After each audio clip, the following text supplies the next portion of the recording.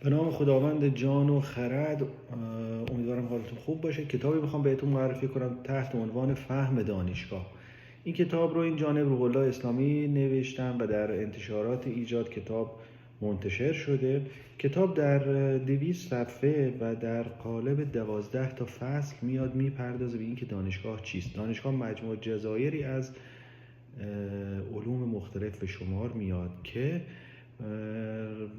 برنامه‌های راهبردی و جهت دانشگاه برمیگرده به فهمی که سیاستگزاران و برنامه‌ریزان دانشگاه از مفهوم دانشگاه دارن. در این کتاب سعی شده از متفکران بزرگی چون افلاطون، فارابی، ملا صدرا، فردوسی، یاسپرس، هابز، کانت تا هایدگر، فوکو، هابرماس و متفکران مختلفی که اغلب فیلسوفان بزرگ در زمینه دانشگاه کتب و رساله‌های خیلی ماندگاری دارن. از اینا کمک گرفتیم و تلاش کردیم نشون بدیم که در هر کدوم از این پارادایم‌های فلسفه سیاسی دانشگاه به چه معنای، چه مفاهیمی به کار میره، از چه روش شناسی استفاده میشه و شاخص‌های لازم برای برنامه‌های راهبردی در زمینه‌های آموزشی، پژوهشی و همینطور در زمینه‌های فرهنگی و اجتماعی شامل چه مواردی هست.